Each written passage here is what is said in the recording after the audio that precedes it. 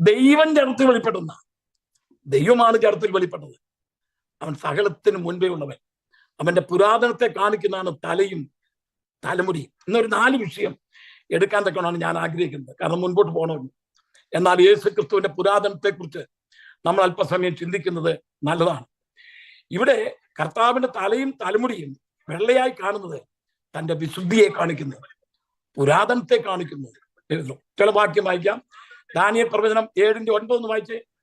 ഞാൻ നോക്കിക്കൊണ്ടിരിക്കെ അവർ ന്യായാസനങ്ങളിൽ വെച്ച് വയോധികനായ ഒരുത്തൻ ഇരുന്നു. അവന്റെ വസ്ത്രം ഹിമം പോലെ വെളുത്തതും അവന്റെ തലമുടി നിർമ്മലമായ ആട്ടുരോമം പോലെയും അവന്റെ സിംഹാസനം അഗ്നിജാല പോലെയും അവന്റെ രഥചക്രങ്ങൾ കത്തുന്ന തീ പോലെയുമായിരുന്നു.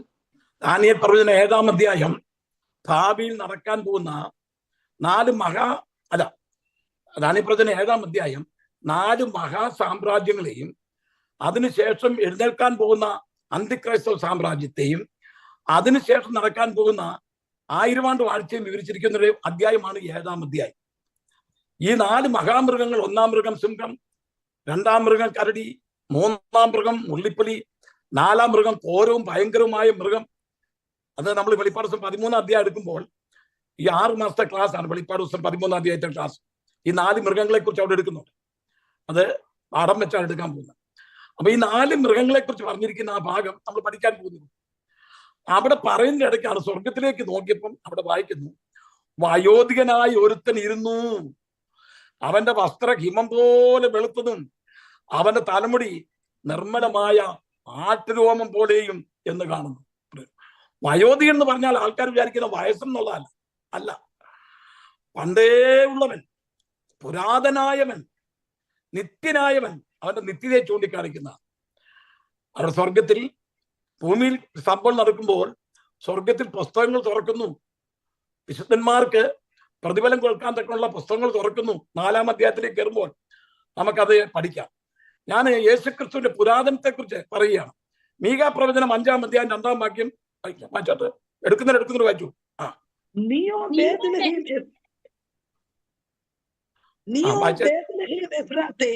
യഹൂദ സഹസ്രങ്ങളിൽ ചെറുതായിരുന്നാലും ഇസ്രയേലിന് അധിപതിയായിരിക്കേണ്ടുന്നവൻ എനിക്ക് നിന്നിൽ നിന്ന് ഉത്ഭവിച്ചു വരും. അവന്റെ ഉത്ഭവം പണ്ടുള്ളതും പുരാതനമായതും തന്നെ. കഴിഞ്ഞ ആഴ്ച ജെസ്സി ഷെബു ഇല്ലായിരുന്നു. ഇന്ന് ജെസ്സി വന്നിട്ടുണ്ട്. കഴിഞ്ഞ പ്രാവശ്യം ഞങ്ങൾ ഒരുപാട് മിസ് ചെയ്തു. ജെസ്സിയും നമ്മളെ വായിച്ച് സഹായിക്കും. പിന്നെ നമ്മുടെ അരിപ്പാട്ടിൽ നിന്ന് നമ്മുടെ ലിജി ഉണ്ട്. ഇവരെല്ലാം തയ്യാറായിട്ടിരിക്കുകയാണ്. നമ്മളെ മാറി മാറി വായിക്കുമ്പോൾ നിങ്ങളുടെ സ്വരം ഈ യൂട്യൂബിൽ മുഴങ്ങുമ്പോൾ അത് ഗംഭീര സ്വരമായിട്ട് മുഴങ്ങട്ടെ. ഇവിടെ വായിക്കുന്നത് അവന്റെ ഉത്ഭവം പണ്ടേയുള്ളതും പുരാതനമായതും തന്നെ. നിങ്ങൾ ആരെക്കുറിച്ചാണ് പറയുന്നത്? അവന്റെ ഉത്ഭവം പണ്ടേ ഉള്ളതും. ഉത്ഭവം എന്ന് പറഞ്ഞാൽ അതിന്റെ അർത്ഥം എന്താ? നമ്മളിങ്ങനെ വായിക്കുന്നു, സർവ സൃഷ്ടിക്കും ആദ്യജാതൻ എന്ന് വായിക്കുന്നുണ്ട്. നമ്മൾ കൊലോസ്യലേഖനം 1-ാം അധ്യായം വായിക്കുന്നുണ്ട്. അതിന്റെ 14-15 വായിക്കുമ്പോൾ അവൻ സർവ സൃഷ്ടിക്കും ആദ്യജാതനായവൻ, കേട്ടോ. എന്ന് പറഞ്ഞാൽ അതിന്റെ അർത്ഥം എന്താണെന്നറിയാമോ? സകലവും സൃഷ്ടിക്കുന്നതിന് മുൻപേ ഉള്ളവൻ. അതിന്റെ അർത്ഥം 1-ാം അധ്യായത്തിൽ മരിച്ചവരിൽ ആദ്യജാതൻ നമ്മൾ വായിച്ചില്ലേ? മരിച്ചവരിൽ ആദ്യജാതൻ യേശു മരിച്ചവരിൽ ആദ്യജാതൻ എന്ന് പറഞ്ഞാൽ അതിന്റെ അർത്ഥം എന്താ? പലരും ഉയർത്തുന്നുണ്ട്, അവരെല്ലാം മരിച്ചുപോയി. പിന്നെ യേശുവിനെ 3 പേരെ ഉയർപ്പിച്ചു, അവര് മരിച്ചുപോയി. അതുപോലെ തന്നെ പഴയ നിയമത്തിൽ ഏലിയാവ്, എലീശ ഇവരൊക്കെ ഉയർപ്പിച്ചിട്ടുണ്ട്, അവരെല്ലാം മരിച്ചുപോയി. എന്നാൽ യേശു ക്രിസ്തുവിൽ മരണത്തെ ജയിച്ച് മരണത്തിന് അവനെ കീഴ്പ്പെടുത്തുവാൻ തക്കൊണ്ട് കഴിഞ്ഞില്ല, കേട്ടോ. മരണം അവനെ പിടിച്ചു വെക്കാൻ തക്കൊണ്ട് നോക്കി. ഇനി അത് മാത്രമാണോ? അവന്റെ ശരീരം ദ്രവിച്ചും പോയില്ല. ലാസറിന്റെ ശരീരം ഉണ്ടല്ലോ, അത് നാറ്റം വെച്ചെന്നാണ് അവര് പറഞ്ഞത്. എന്നാൽ യേശു ക്രിസ്തുവിന്റെ ശരീരത്തെ കുറിച്ച് അപ്പോസ്തലരുടെ 2-ാം അധ്യായത്തിൽ പത്രോസിന്റെ പ്രസംഗത്തിൽ 16-ാം സങ്കീർത്തനം എടുത്ത് ഉദ്ധരിച്ചുകൊണ്ട് പൗലോസ് 23-ാം അധ്യായത്തിലും ആ കാര്യം പറയുന്നുണ്ട്. അവന്റെ ശരീരം ദ്രവത്വം കാണാത്തൊരു ശരീരമാണ് യേശുവിന്റെ ശരീരം. നമ്മൾ മരിച്ചു കഴിഞ്ഞാൽ 2-3 ദിവസം കഴിയുമ്പോഴേ, ഇപ്പൊ മോർച്ചറിലൊക്കെ വെക്കുന്നുണ്ടാ, വച്ചു കഴിഞ്ഞാല് ഇരിക്കുകയാണെങ്കിൽ കുടി വെച്ച് കഴിഞ്ഞാൽ തന്നെ പുഴുക്കള് ഇങ്ങനെ നോക്കി നിൽക്കുകയാണ് നമ്മുടെ ശരീരം. എന്നാൽ യേശുവിന്റെ ശരീരം 3 ദിവസം കല്ലറ ഇരുന്നിട്ട് ദ്രവിക്കാത്തൊരു ശരീരമാണ്. ദ്രവത്വം അവന്റെ കാരണം ആ ശരീരം ദ്രവിക്കാത്തതിന്റെ കാരണം എന്താ അറിയാം? അത് ഈ ലോകത്തിലെ ശരീരമല്ല. ആദാമ്യ സൃഷ്ടിയിൽ ഉൾപ്പെട്ട ശരീരമായിരുന്നില്ല യേശുവിന്റെ ശരീരം. യേശുവിന്റെ ശരീരം പ്രത്യേകം ഒരുക്കിയ ശരീരമാണ്. നീ എനിക്കൊരു ശരീരം ഒരുക്കിയിരിക്കുന്നു. പലർക്കും ഇതിനെപ്പറ്റി അറിയത്തില്ല. നീ എനിക്കൊരു ശരീരം ഒരുക്കിയിരിക്കുന്നു. യേശുവിനെ ജനിപ്പിച്ചെന്നല്ല, യേശു ജനിച്ചെന്നാണ് മത്തായി സുവിശേഷം 1-ാം അധ്യായത്തിൽ നമ്മൾ കാണുന്നത്. യേശു ജനിച്ചു. Praise the Lord. ആദാമി സൃഷ്ടിയിൽ ഉൾപ്പെട്ട ശരീരമായിരുന്നല്ല യേശുവിന്റെ ശരീരം. അതിനെക്കുറിച്ച് എബ്രായർ 9-ാം അധ്യായം 11-12 വാക്യങ്ങളിൽ ക്രിസ്തുവോ വരുവാനുള്ള നന്മകളുടെ മഹാപുരുഷനായി വന്നിട്ട് കൈപ്പണി അല്ലാത്ത എന്ന് വെച്ചാൽ ഈ സൃഷ്ടിയിൽ ഉൾപ്പെടാത്തതായി വലിപ്പവും തികമേറിയ കൂടാരം. യേശുവിന്റെ ശരീരം ഈ ദൃഷ്ടി ഉൾപ്പെടായിരുന്നില്ല. ആ ശരീരം ദ്രവത്വം കണ്ടില്ല. ദൈവത്തിന് എനിക്കതൊക്കെ കേൾക്കും വലിയ സന്തോഷമുണ്ട്. കാരണം യേശുവിന്റെ ശരീരത്തിൽ കൂടി ഓടിക്കൊണ്ടിരുന്ന രക്തമുണ്ടല്ലോ, ആദാമ്യ രക്തത്തിലുള്ള രക്തമല്ലത്. ദൈവം പ്രത്യേകം ഒരുക്കിയ ഒരു ശരീരം, പുണ്യാഗ രക്തമാണ്. നമ്മളൊക്കെ പാപത്തിലാണ് ഗർഭം ധരിച്ചിരിക്കുന്നത്. പാപത്തിൽ എൻ്റെ അമ്മ എന്നെ ഗർഭം ധരിച്ചു.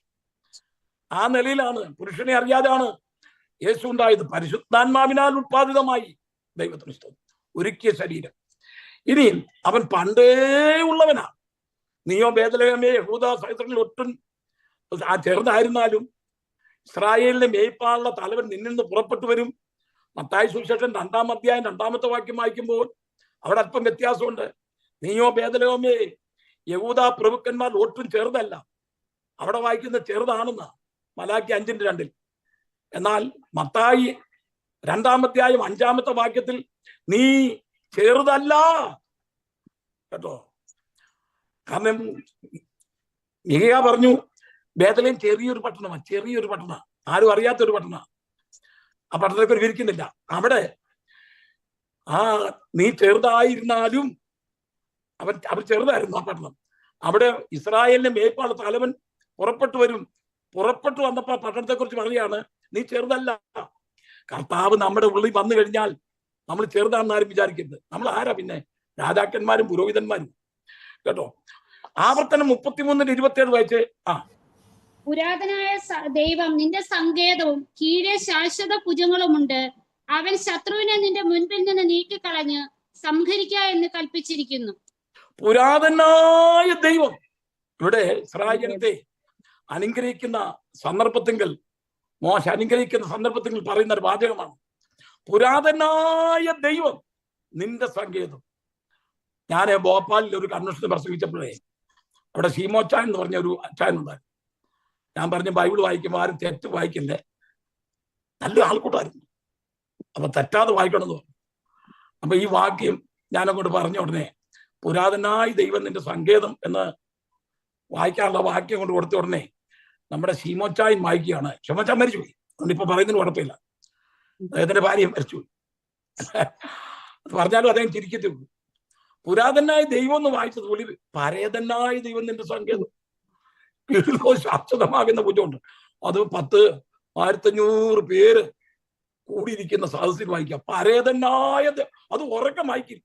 പരേതനായ ദൈവം നിന്റെ അയ്യോ നിർത്താൻ പറഞ്ഞു. എന്റെ ദൈവമേ എന്താ വായിക്കുന്നത്? മരിച്ചുപോയ ദൈവം നിന്റെ സങ്കേതം, പുരാതനായ ദൈവം എന്നുള്ള ഒരു കുനിപ്പ് അങ്ങോട്ട് പറയുമ്പോൾ പരേതനായി. ഇങ്ങനെ നമ്മൾ തെറ്റൊന്നും വായിക്കരുത്. അയ്യോ ഞാൻ ഡൽഹിയിലായിരുന്നപ്പം ഒരു ജോയ്സ് ചിലപ്പോൾ ഈ പ്ലാറ്റ്ഫോമിൽ കാണുമായിരിക്കും, അവള് വായിച്ചതാണ്. അത് സകല ഭൂവാസികളുമായുള്ളവരെ യഹോവയ്ക്ക് ആർപ്പിടുവീൻ എന്നുള്ളതാണ് വാചകം. പുള്ളിക്കാരത്തി വായിച്ചത് ആപ്പിടുവീൻ. സകല ഭൂവാസികളുമായുള്ളവരെ യഹോവയ്ക്ക് ആപ്പിടുവീൻ. അപ്പൊ ഞാനവിടെ നിർത്തി. അയ്യോ 2-3 പേര് ആപ്പിടാനല്ല ജോയ്സ് പറയുന്നത്, എല്ലാവരും കൂടി ആപ്പിടാൻ നോക്കണമേ. ഒരു ദീർഘം മാറിപ്പോയി കഴിയുമ്പോൾ വ്യത്യാസം കണ്ടു. അവിടെ ആരും തെറ്റ് വായിക്കരുത്. എന്നാണ് അമ്മാമ്മ വായിച്ചു ഹാനോക്ക് എന്നുള്ളത്. നോക്ക് നോക്കണമേ. 2 കഴിഞ്ഞപ്പോ പറയാം നോക്കെ. അപ്പൊ തെറ്റ് വായിക്കാതെ നമ്മുടെ ജെസ്സി അത് വായിച്ചെന്നുള്ളതാണ്. ഞാൻ ഇങ്ങനെ ചെക്ക് ചെയ്തോണ്ടിരിക്കുക. Thank you Jessy. പുരാതനായ ദൈവം നിന്റെ സങ്കേതം. ഇത് ഇടയ്ക്കൊക്കെ ഞാനിങ്ങനെ പറഞ്ഞില്ലെങ്കിലോ നിങ്ങൾ ഉറക്കം വരും. അതുകൊണ്ട് ഉറങ്ങാതിരിക്കാണ്ടാണ് കേട്ടോ. പുരാതനായ ദൈവം നിന്റെ സങ്കേതം എന്ന് പറഞ്ഞാൽ ആദ്യം മുതലേ ഉള്ള ദൈവം, സകലകാലത്തിന് മുൻപുള്ള ദൈവം നിന്റെ സങ്കേതം. അനാദിയായി ശാശ്വതമായും ഉള്ള ദൈവം, യുഗങ്ങളായുള്ളവൻ, പിതാവായ ദൈവം പുരാതൻ എന്ന പോലെ തന്നെ പുത്രനായ കർത്താവായ യേശു ക്രിസ്തുവും സർവശക്തനാണ്. വാർദ്ധക്യം സംഭവമല്ല. കർത്താവ് ചെയ്യുന്നതെല്ലാം അവന്റെ പുരാതനമേ ഉള്ള സർവജ്ഞാനപ്രകാരം ചെയ്യുന്നു എന്നുള്ളതിന്റെ വെളിപ്പാടാണ് അവന്റെ തലമുടി വെള്ളയായിരിക്കുന്നത്. നമ്മൾ യെശയ്യാപ്രവചനം 1:18 എന്താ വായിക്കുന്നത്? യെശയ്യാ 1:18 വരുവിൻ നമുക്ക് തമ്മിൽ ബാധിക്കാമെന്ന് യഹോവ അരുളിച്ചെയ്യുന്നു. നിങ്ങളുടെ പാപങ്ങൾ കടുചുമപ്പായിരുന്നാലും ഹിമം പോലെ വെളുക്കും, രക്താംബരം പോലെ ചുവപ്പായിരുന്നാലും പഞ്ഞി പോലെ ആയിത്തീരും. ഹിമം പോലെ നമ്മുടെ പാപത്തെ വെളുപ്പിക്കും. ഞാൻ ചോദിക്കും, നിന്റെ പാപം രക്താംബരം പോലെ ചുവപ്പായിരുന്നാലും അത് ഹിമം പോലെ വെളുപ്പിക്കും. മാർട്ടിൻ ലൂതർ തന്റെ പാപം ക്ഷമിച്ചെന്നാണ് വിചാരിച്ചത്. ഒരു ദിവസം താൻ ഇങ്ങനെ രാത്രി കിടന്ന് ഉറങ്ങിയപ്പോൾ തന്റെ മുമ്പിൽ ഒരു കറുത്ത ബോർഡ്, പുള്ളി ചെയ്ത പാപങ്ങളെല്ലാം അതിൻ്റെ അകത്ത് എഴുതി വെച്ചിരിക്കുക. നീ ആണോ വിശുദ്ധൻ? ഈ ബ്ലാക്ക് ബോർഡിലേക്ക് പാപം എല്ലാവരും കണ്ടപ്പോഴത്തേക്ക് പുള്ളി, ദൈവമേ, ഞാൻ അന്ന് പാപം ഏറ്റു പറഞ്ഞപ്പോ നീ എന്നോട് ക്ഷമിച്ചെന്നാണല്ലോ ഞാൻ വിചാരിച്ചെന്ന് പറഞ്ഞ് പുള്ളി ഭാരപ്പെടുന്നുണ്ട്. ഉടനെ ഒരു തുള്ളി രക്തം ആ ബോർഡിലിട്ട് വന്ന് വീണ് ഇതെല്ലാം അങ്ങ് മായ്ച്ചു കളഞ്ഞു. ഇതെന്നേ മായ്ച്ചു കളഞ്ഞതാ. നമ്മുടെ പാപം കടലിന്റെ അടി കൊണ്ടിട്ടിരിക്കുന്ന പഴയ നിമിത്തം പറഞ്ഞിരിക്കുന്നത് നമ്മൾ ചെയ്ത പാപങ്ങളെ. പിന്നെ അത് ഓർപ്പിച്ചുകൊണ്ട് വരുന്നത് ശത്രുവാണ്. ദൈവം ഒരാൾ ക്ഷമിച്ചു കഴിഞ്ഞാൽ ക്ഷമിക്കും. ദൈവം ഒരാളുടെ മറന്നു കഴിഞ്ഞാൽ മറക്കും. കാരണം നമ്മൾ ഏറ്റു പറയുമ്പോൾ നമ്മുടെ പാപം അതേ രക്താംബരം പോലെ ചുവപ്പായിരുന്നാലും ഹിമം പോലെ വെളുപ്പിക്കുക. അത് വിശുദ്ധിയെ കാണിക്കുന്നതാണ്. നമ്മുടെ ദൈവം വിശുദ്ധൻ. യെശയ്യാപ്രവചനം 6-ാം അധ്യായം നമ്മൾ വായിക്കുന്ന സൈന്യങ്ങളുടെ ദൈവമായ യഹോവ പരിശുദ്ധൻ, പരിശുദ്ധൻ, പരിശുദ്ധൻ. ദൈവം പിതാവായ ദൈവം പരിശുദ്ധൻ. എന്താ 3 പ്രാവശ്യം പറഞ്ഞിരിക്കുന്നത്? എന്താ 4 പ്രാവശ്യം പറഞ്ഞത്? എന്നാ 2 പ്രാവശ്യം ആക്കാഞ്ഞത്? അതിന്റെ അർത്ഥം എന്താണെന്നറിയാമോ? പിതാവായ ദൈവം പരിശുദ്ധൻ, പുത്രനായ ദൈവം പരിശുദ്ധൻ, പരിശുദ്ധാത്മാവാം ദൈവം പരിശുദ്ധൻ. വെളിപ്പാട് ദിവസം 3:7 എന്താ പറഞ്ഞിരിക്കുന്നത്? വായിച്ചേ. ഫിലദൽഫിയ സഭയുടെ ദൂതൻ എഴുതുക, വിശുദ്ധനും സത്യവാനും ദാവീദിന്റെ താക്കോലുള്ളവനുമായി ആരും അടയ്ക്കാതവണ്ണം തുറക്കുകയും ആരും തുറക്കാതവണ്ണം അടയ്ക്കുകയും ചെയ്യുന്നവൻ അരുളി ചെയ്യുന്നത്. നോക്കണമേ, അതെ അവിടെ വായിക്കുന്നത് സർദീസ് സഭയുടെ ദൂതിൽ വായിക്കുന്നത് വിശുദ്ധനും സത്യവാനുമായ നാഥ. കർത്താവിനെ വിളിച്ചിരിക്കുന്ന തന്നെ വിശുദ്ധനും സത്യവാനുമായ നാഥ. നമ്മുടെ കർത്താവ് ചോദിച്ചില്ലേ ഈ ലോകത്തിൽ ആയിരുന്നപ്പോഴേ, നിങ്ങളിൽ ആർക്ക് എന്റെ പാപത്തെ കുറിച്ച് ബോധം വരുത്തും? ഒറ്റ കുഞ്ഞു വേണ്ടിയോ? നിങ്ങളിൽ ആർക്ക് എന്റെ പാപത്തെ കുറിച്ച് ബോധം വരുത്തും? ഇത്ര തന്റെ അടുത്തോടെ യേശു ചോദിച്ച ചോദ്യം. ആർക്ക് എന്റെ പാപത്തെ കുറിച്ച് ബോധം വരുത്താം? കർത്താവിനെ ക്രൂശിപ്പാൻ കൊണ്ട് നിർത്തിയ സന്ദർഭത്തിൽ, വിസ്തരിപ്പാൻ കൊണ്ട് നിർത്തിയ സമയത്ത് ഇവന്റെ പേരിൽ ഒരുപാട് ആക്ഷേപങ്ങൾ വന്ന് പറയുകയാണ്. അവസാനം ഒന്നും അങ്ങോട്ട് തെളിയുന്നില്ല. യേശുവും മിണ്ടാതിരുന്നു. നമ്മളില്ലായിരുന്നെങ്കിൽ അന്നേരം അത് കൈയും ചൊട്ടി എഴുന്നേറ്റന്നെ പല കാര്യങ്ങൾ പറയുമ്പോഴേ. എന്നാൽ യേശുവും മിണ്ടാതിരുന്നു. അവസാനം 2 പേര് വന്ന് പറഞ്ഞു, ഇവൻ 46 സംവത്സരം കൊണ്ട് പണിത ഈ ദേവാലയം പൊളിച്ചിട്ട് 3 ദിവസം കൊണ്ട് പണിയാമെന്ന് പറഞ്ഞു. ഞങ്ങൾ കേട്ടു. അതിനും ഉത്തരം കർത്താവൊന്നും പറഞ്ഞില്ല. കർത്താവോ മിണ്ടായിരുന്നു. എന്തിനെ ആവശ്യമില്ലാതെ പറയുന്ന കാര്യത്തിൽ നമ്മൾ മിണ്ടാതങ്ങ് നോക്കണം. നമ്മളെക്കുറിച്ച് എന്തെങ്കിലുമൊക്കെ പിന്നെ ആരിൽ എഴുതി പിടിപ്പിക്കുകയോ ഉമ്മക്കത്തൊക്കെ അയക്കുമ്പോഴോ അതും പൊക്കിക്കൊണ്ട് നമ്മൾ നടക്കരുത്. അവൻ തന്നെയാണ് ഇത് എഴുതിയത്. കാരണം ഒരുപാട് പേര് നമ്മൾ തെറ്റിയിരിക്കും. അത് ചെയ്തോട്ട് നീ, നമ്മൾ മിണ്ടാൻ നടക്കേ. മിണ്ടാതിന്ന് ദൈവം ഞാനൊന്ന് അറിഞ്ഞുകൊടുവീ. പരിഹാസികൾ കണ്ടമാനം ഇല്ലേ? യേശുവോ മിണ്ടാതിരുന്നു. എന്നാൽ യേശു എപ്പോഴാ വാ തുറന്നറിയാമോ? അതേ കയ്യപ്പാവ് ചോദിച്ചു, നീ ജീവനുള്ള ദൈവത്തിന്റെ പുത്രനായ ക്രിസ്തു ആണോ എന്ന് ഞാൻ ജീവനുള്ള ദൈവത്തെ കൊണ്ട് ആണയിട്ട് ചോദിക്കുന്നു. ഉടനെ യേശു തല ഉയർത്തി. അതുവരെ മിണ്ടായിരുന്നു. യേശു തല ഉയർത്തി. ആണയിട്ട് ചോദിച്ചാൽ ഉടൻ ഉത്തരം കൊടുക്കണം എന്നാണ് യഹൂദന്മാരുടെ പ്രമാണം. യേശു 3 ഉത്തരം കൊടുത്തു. ഞാനാണെന്ന് പറഞ്ഞു. ഞാനാണ്. ഇനി മനുഷ്യപുത്രൻ രണ്ടാമത്തെ ഉത്തരം, ഇനി മനുഷ്യപുത്രൻ ദൈവത്തിന്റെ വലത്ത് ഭാഗത്തിരിക്കും. 3-ാമത്തെ ഉത്തരം, ഇനി അവൻ ആകാശ മേഘങ്ങളെ വാഹനമാക്കി വരും, നിങ്ങൾ കാണും. നോക്കണമേ, ഞാനാകുന്നു, ഞാനാകുന്നു. ഇവിടെ നമ്മൾ വായിച്ചത് എന്താണെന്നറിയാമോ? വിശുദ്ധനും സത്യവാനും എന്നാണ്. വിശുദ്ധനും സത്യവാനും എന്ന നാമമുള്ളവൻ. ഇനി ലേവ്യ പുസ്തകം 19-ാം അധ്യായം 32-ാമത്തെ വാക്യത്തിൽ നമുക്കൊരു ഗുണദോഷം പറഞ്ഞു. ഇവിടെ ഇരിക്കുന്ന ഈ പ്ലാറ്റ്ഫോമിൽ ഇരിക്കുന്ന എനിക്കും നിങ്ങൾക്കും എല്ലാം ഒരു ഗുണദോഷം. അത് ലിജി എടുത്തെങ്കിൽ ഒന്ന് വായിച്ചോ മോളെ. ലിജിക്ക് ഒരു ചാൻസ് കൊടുക്കാം. നരച്ചവന്റെ മുൻപാകെ എഴുന്നേൽക്കുകയും വൃദ്ധന്റെ മുഖം ബഹുമാനിക്കുകയും നിന്റെ ദൈവത്തെ ഭയപ്പെടുകയും വേണം, ഞാൻ യഹോവയാകുന്നു. ദൈവ പറയുന്നത് കേട്ടോ. എന്താണെന്നറിയോ? നരച്ചവന്റെ മുമ്പിൽ എഴുന്നേക്കണം. നമ്മുടെ പല പ്രിയപ്പെട്ടവരുണ്ടല്ലോ, ആര് വന്നാലും എഴുന്നേക്കാത്ത പ്രിയപ്പെട്ടുണ്ട്. ഞാൻ കണ്ടിട്ടുണ്ട്, ഞാൻ ഡൽഹിയിലൊക്കെ ആയിരുന്നപ്പോൾ കണ്ടിട്ടുണ്ട്. ഈ നരച്ചവൻ വന്നാലോ അവരുടെ അമ്മായിപ്പം വന്നാലോ അപ്പം വന്നാലും എഴുന്നേക്കാത്ത പ്രിയപ്പെട്ടു. അത് മാറണം കേട്ടോ. ദൈവം പറയും ഞാൻ യഹോവയാ. ഞാൻ എന്ന് പറഞ്ഞാൽ എൻ്റെ വീട്ടിലെ ഒരു കൊച്ചുപിള്ളേർ വന്നാലും എഴുന്നേറ്റ് അവർക്ക് ക്ഷയിക്കാൻ കൊടുക്കും. കാരണം നമ്മൾ പിള്ളേരെയും ബഹുമാനിക്കണം. ഈ പിള്ളേരൊക്കെ ഭാവിയിൽ ആരാകാൻ പോകുന്നറിയോ? ദൈവത്തിന് സ്തോത്രം. ഈ പിള്ളേരൊക്കെ ഞാൻ സ്നാനപ്പെടുത്തിയ അനേകര് ഇപ്പൊ ഡോക്ടർമാര് ഉന്നതലത്തിൽ എത്തിയ അനേകര് ഈ അമേരിക്കയിലുണ്ട്, ഇന്ത്യയിലുണ്ട്. എന്നെ കാണാൻ ആൾക്കാർ വരും.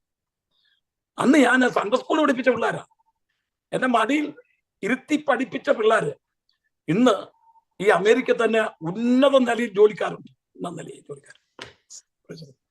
ഞാൻ ഡൽഹിയിലായിരുന്ന സമയത്ത് രാജീവ് ഗാന്ധിയുടെ PA ആയിരുന്ന ജോർജ്, നിങ്ങൾ കേട്ടിട്ടുണ്ടോ?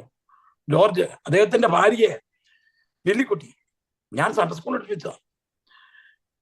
അദ്ദേഹം നല്ല പ്രതാപത്തിൽ അവിടെ താമസിക്കുമ്പോൾ എനിക്ക് ഏത് സമയത്ത് അവിടെ ചെന്ന് കയറാമായിരുന്നു. അങ്ങനെ ഡൽഹിയിലെ ബിൽഡിംഗ് ഒക്കെ പണിയാൻ തക്കണം അവരെന്നെ ഹെൽപ്പ് ചെയ്തത്. വലിയൊരു ബിൽഡിംഗ് ഒക്കെ അവിടെ പണിയാൻ ദൈവം സഹായിച്ചു. ലില്ലിക്കുട്ടിയെ സൺഡേ സ്കൂൾ പഠിപ്പിച്ച എനിക്ക് നേരെ ചെന്ന് കയറാം. അതൊക്കെ കാവൽക്കാരൻ നിൽപ്പുണ്ട്, അത് എന്നെ കാണുമ്പോൾ കേട്ടു.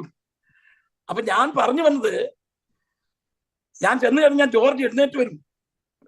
CN സ്റ്റീഫന്റെ ഭാര്യ, അവരുടെ ഭവനത്തിൽ ഞാൻ പോയി പ്രയർ നടത്തിയിട്ടുണ്ട്. എന്നെ കാണുമ്പോൾ എന്ത് ബഹുമാനത്തോടെ അവൻ സ്വീകരിക്കുന്ന അറിയാമോ? ഞാൻ പറഞ്ഞു വന്നൊരു താല്പര്യം, നമ്മൾ സാധാരണ പല പ്രിയപ്പെട്ടവരും നരച്ചവരെ കാണുമ്പം എഴുന്നേക്കത്തില്ല, അവിടെ ഇരിക്കും. അപ്പം വന്നാലും എഴുന്നേക്കത്തില്ല, അമ്മ വന്നാലും എഴുന്നേക്കത്തില്ല, അമ്മായിപ്പം വന്നാലും എഴുന്നേക്കത്തില്ല. അങ്ങനെ ആർക്കും കേട്ടോ. നരച്ചവന്റെ മുമ്പിൽ നമ്മൾ എഴുന്നേക്കണം. കൊച്ചുപിള്ളേരൊക്കെ നമ്മൾ ബഹുമാനിക്കണം കേട്ടോ. കൊച്ചുപിള്ളേരൊക്കെ കാണുമ്പോണ്ടല്ലോ, ഈ ഞങ്ങളുടെ ചർച്ചയിലുള്ള പിള്ളേർക്കൊക്കെ ഉണ്ടോ, എല്ലാവരും എൻ്റെ ചുറ്റിലും എന്നെ കാണുമ്പോഴത്തേക്ക് ഓടി വന്നപ്പോ ഇങ്ങനെ വന്ന് നിൽക്കുക, അടിയെ വന്ന് കയറിയിരിക്കുക. എന്താണെന്നറിയാം? അവരെ സ്നേഹിക്കുന്നതുകൊണ്ടാണ്. അപ്പം ഞാൻ പ്രായമുള്ള ഒരാൾക്ക് ഒരുപാട് നേരം ഇരുന്ന് വർത്താനം പറയും. ഞങ്ങളുടെ ചർച്ചയ്ക്ക് കുറച്ച് പ്രായമുള്ള ആൾക്കാരുണ്ട്. അമ്മാമി എന്നാ വിശേഷം എന്ന് ചോദിക്കുമ്പോൾ ഞാൻ അവരുടെ കൂടുതലായിട്ട് സംസാരിക്കുകയും, അയ്യോ എൻ്റെ ഭാഷ, എൻ്റെ ഇവിടെ ഒരു വേദന, എൻ്റെ ഇവിടെ ഒരു വേദന, ഞാനിതെല്ലാം കേൾക്കും. കേൾക്കാൻ ആൾക്കാർക്ക് താല്പര്യമുണ്ടോ? ഇല്ല. എല്ലാം കഴിഞ്ഞ ദിവസം ചിക്കാഗോ എന്നൊരു അമ്മാമ എന്നെ ഇടയ്ക്ക് വിളിക്കും. ഒന്ന് അനുകരിക്കപ്പെട്ട ഒരു അമ്മച്ചിയാണ്. എന്നെ വിളിക്കും, പ്രാർത്ഥിക്കും, എൻ്റെ പുറത്ത് വേദന. അപ്പൊ ഞാൻ പ്രാർത്ഥിക്കും. അമ്മച്ചിക്ക് എന്നാലും സൗഖ്യാന്നാ പറയുന്നത്. ഇന്നലെ കഴിഞ്ഞ ആഴ്ച എന്നെ വിളിച്ചു, എൻ്റെ കാലിന്റെ വെള്ള ചൊറിയുന്നു. ഈ പ്രായം ചെന്ന് കഴിയുമ്പോഴല്ലേ നമ്മുടെ ആൾക്കാർ ഓരോന്നും പറഞ്ഞുകൊണ്ടിരിക്കും. എന്നാലും നമ്മൾ പറയും മുതുക്കിക്ക് വേറെ തൊഴിലൊന്നും ഇല്ലെന്നൊക്കെ പറയുന്ന ആൾക്കാരുണ്ട്. ഈ മുതുക്കൻ ചുമ്മാ. നമ്മൾ അങ്ങനെ ഒരിക്കലും പറയരുത്. നമ്മളും ഒരു കാലത്ത് മുതുക്കനാകും. നമ്മൾ ഒരു കാലത്തുണ്ടല്ലോ വയസ്സിനും ആകുകയെ. അന്ന് നമ്മൾ പറയുമ്പോൾ അന്ന് പറഞ്ഞതിന്റെ ഒക്കെ തിരിച്ചടി വരും. നമ്മൾ ഇവിടെ വായിക്കുന്ന നരച്ചവന്റെ മുൻപാകെ എഴുന്നേൽക്കുകയും വൃദ്ധന്റെ മുഖം ബഹുമാനിക്കുകയും, അടുത്തത് നിന്റെ ദൈവത്തെ നീ ഭയപ്പെടുകയും വേണം. ദൈവത്തെ ഭയപ്പെടുന്നതിന് തുല്യമാണത്. ഇവിടെ വായിക്കുന്നു, നമ്മുടെ കർത്താവിന്റെ തലമുടിയും അതേ വെളുത്ത പഞ്ഞി പോലെ ഹിമത്തോളം വെള്ളയും, പ്രൈസ്തലോ, നരച്ച തല അതേ കിരീടമാകുന്നതാണ് ശലോമോൻ പറഞ്ഞിരിക്കുന്നത്. അത് ശോഭയുള്ളതാകും.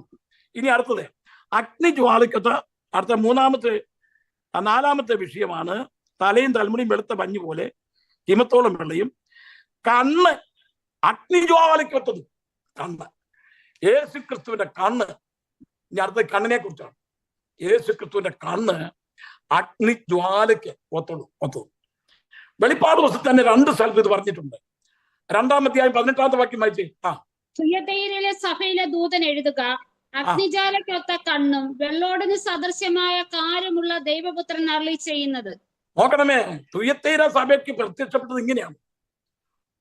സർദീസിന് വെളിപ്പെട്ടത് എങ്ങനെയാണ്? വിശുദ്ധനും സത്യവാനുമായവൻ അരുളി ചെയ്യുന്നത്. ഓരോ സഭയ്ക്കും അവരുടെ സഭയുടെ സ്വഭാവം അനുസരിച്ചാണ് വെളിപ്പെടുന്നത്. ഇവിടെ നമ്മൾ വായിക്കുന്നത് അഗ്നിജ്വാലയ്ക്കത്തെ കണ്ണുള്ളവനാണ് തുയത്തൈര. ആ സഭാകാലമായപ്പോഴത്തേക്ക് സഭ അങ്ങ് അതപ്പതിച്ചു പോയി. അഗ്നിജ്വാലയ്ക്കത്തെ കണ്ണുള്ളവൻ. 19 വെളിപ്പാട് 19:12 വായിച്ചേ.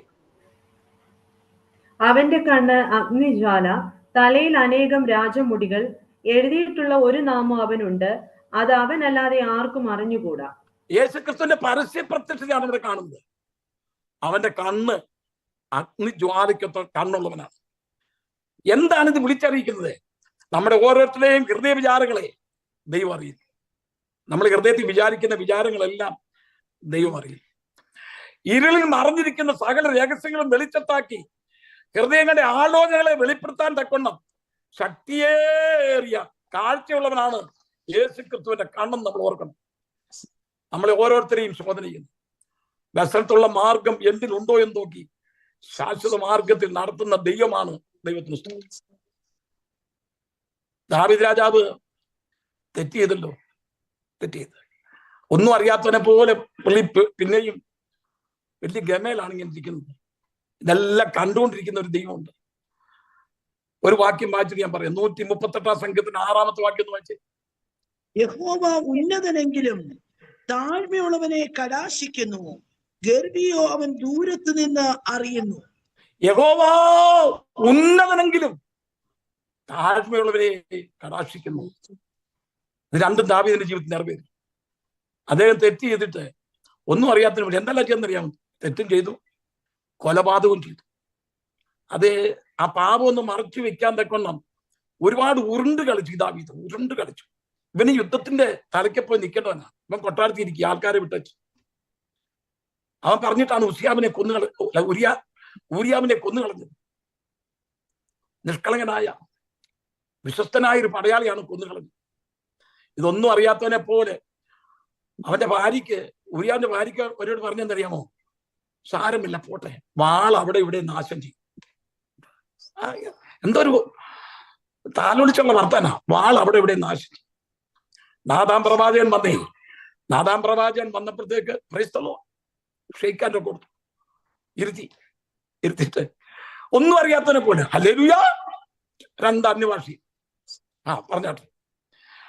അപ്പം പറഞ്ഞു, ഒരു കഥ പോലെ പറഞ്ഞത്. ഒരു പട്ടണത്തിൽ ഒരു ധനവാനും ഒരു ദരിദ്രനും ഉണ്ടായിരുന്നു. ധനവാന് 100 കണക്കിനാണ്, ദരിദ്രൻ ഒറ്റയാണ്. ആ ഉദാഹരണം നിങ്ങളൊന്ന് ആലോചിക്കുക. പ്രവാചകനാണ്. നാഥാം പ്രവാചകന് ധൈര്യത്തോടെ അങ്ങോട്ട് കയറി ചെന്ന്. കാരണം ദൈവം ഒരുത്തിനെ അയച്ചു കഴിഞ്ഞാൽ ധൈര്യത്തോടെ ചെന്ന് കയറാം. ദൈവമാണ് അയച്ചത്. അതുപോലെ അല്ലായിരുന്നു ഏരിയാവും ആകാരവാചാന്റെ കൊട്ടാരത്തിന് നേരെ കയറി ചെന്നു. എന്ന് പറഞ്ഞ് നാഥാൻ ചെന്നു. ഈ പട്ടണത്തിൽ നടന്നൊരു സംഭവം, ഒരുത്തൻ 100 ആട്, ഒരുത്തന് ദരിദ്രന് ഒറ്റയാണ്. എന്നാൽ ധനവാന്റെ വീട്ടിൽ ഒരു വഴിപോക്കൻ ഗസ്റ്റ് വന്നപ്പം 100 ആടുകളിൽ ഒരെണ്ണത്തിനെ എടുക്കാതെ ഈ ദരിദ്രൻ ഓമനിച്ച് വളർത്തിയ ആട്ടുമുട്ടി എടുത്ത് കൊന്ന് ഭക്ഷണം പാകിച്ചോ. അതാരേ? അയ്യോ, ഗർജിക്ക് ശബ്ദം. അവൻ മരണയോഗ്യൻ. അതുവരെ സൗമ്യനാട് ശബ്ദം. നാദാൻ പറ, ആ മനുഷ്യൻ നീ തന്നെ. ഇടിവെട്ടുന്ന പോലായിരുന്നു. എന്താ ദാവീദിനെ കുറിച്ച് 800-ലധികം പ്രാവശ്യം ബൈബിളിൽ പറഞ്ഞിട്ടുണ്ട്. ഈ വേദവസ്ഥ അവസാനിപ്പിച്ചിരിക്കും തന്നെ ദാവീദിന്റെ പേര് പറഞ്ഞ. ഞാൻ ദാവീദിന്റെ പേർ ഉള്ളവൻ, ദാവീദിന്റെ പേര് നക്ഷത്രം എന്ന് വായിക്കുന്നില്ലേ? വെളിപ്പാട് 22-ാം അധ്യായം അവസാന വാക്യങ്ങളിൽ വായിക്കുന്നുണ്ട്. ഞാൻ ദാവീദ് എന്താണെന്നറിയാമോ? ദാവീദ് ഉടനെ അവിടെ താണു. യഹോവ ഉന്നതനെങ്കിലും, ഇവിടെ വായിക്കുന്നത് താഴ്മയുള്ളവരെ ഗർവിയോ അവൻ ദൂരത്തുനിന്ന് നോക്കുന്നു. ദൂരത്തുനിന്ന് അവനെ അറിയാം. ദാവീദിന്റെ ജീവിതത്തിൽ ഏറ്റവും വന്ന വിജയം എന്ന് പറയുന്നത് അവൻ താണു. ഞാൻ നിന്നോട് തന്നെ പാപം ചെയ്തു, എന്നെ ഈ സോപ്പ് കൊണ്ട് കഴുകണമേ. നോക്കണമേ, ദൈവത്തിന്റെ സന്ധിയിൽ താണു നിരന്ന് കളഞ്ഞാൽ ഒരു കൊലപാതകനാണേലും കൊള്ളാം, ദൈവത്തിൽ ദോഷം ചെയ്തവനാണേലും കൊള്ളാം, പരാജയങ്ങൾ സംഭവിച്ചവനാണേലും കൊള്ളാം, ദൈവത്തിന്റെ സന്ധിയിൽ താണു കഴിഞ്ഞാൽ ഉണ്ടല്ലോ, ദൈവം അവനെ കടാക്ഷിക്കും. ദൈവം പിന്നെ ഒന്നും ഓർക്കത്തില്ല. പക്ഷെ ഒരു ശിക്ഷ കൊടുത്തു. വാൾ നിന്റെ ഗൃഹത്തിൽ നിന്ന് വിട്ട് മാറത്തില്ല. നീ ഇത് അനുഭവിക്കണം, ഈ വേദന അനുഭവിക്കണം. ആ ബത്ശേബയിൽ നിന്നാണ് ശലോമോൻ ഉണ്ടായത്, ഇസ്രായേലിന്റെ രാജാവായത്. നമ്മുടെ വിശുദ്ധിലേക്ക് ഞാൻ പോകുന്നില്ല. കാരണം എന്റെ ഹൃദയപ്രകാരമുള്ള ദാവീദ് എന്ന് പറയാൻ കാരണം കേട്ടോ, ഞാൻ ദാവീദിന്റെ നക്ഷത്രമാകുന്നു, ദാവീദിന്റെ സന്തതിയായി ജനിച്ചു. ഇതൊക്കെ പറയാൻ കാരണം അവൻ താണു കൊടുത്തോണ്ടാണ്. അവൻ 51 സങ്കീർത്തനം പാടി പൂർണ്ണമായി താണു കൊടുത്തു. ഞാൻ ചോദിക്കട്ടെ, ഇങ്ങനൊരു അനുഭവം ഉണ്ടായ ഒരു വ്യക്തിയാണെങ്കിൽ നമ്മുടെ സഭയിൽ വന്നാൽ ദാവീദിന് മെമ്പർഷിപ്പ് കൊടുക്കും? ഇന്നത്തെ വിശുദ്ധന്മാരുണ്ടല്ലോ, ഭയങ്കര വിശുദ്ധന്മാരാണ്. അവനെ ഇവിടെ കയറ്റെന്ന് പറയും. ഒരുത്തി പാപം ചെയ്ത് ദുർമാർഗത്തിൽ നടന്ന ഒരു വ്യക്തി രക്ഷിക്കപ്പെട്ടു വന്നു കഴിഞ്ഞാൽ അവിടെ അടുപ്പിക്കരുത് കേട്ടോ, നമുക്ക് ചേർത്തോളാൻ കൊള്ളാത്തവളാ. യേശുവിനെ ഒന്ന് നോക്കി, യേശുവിന്റെ കൂടെ നടന്നവരാരായിരുന്നു? പട്ടണത്തിലേക്ക് പാപിനിയായ സ്ത്രീ വന്ന യേശുവിന്റെ പാദം കെടുക്കുന്നു.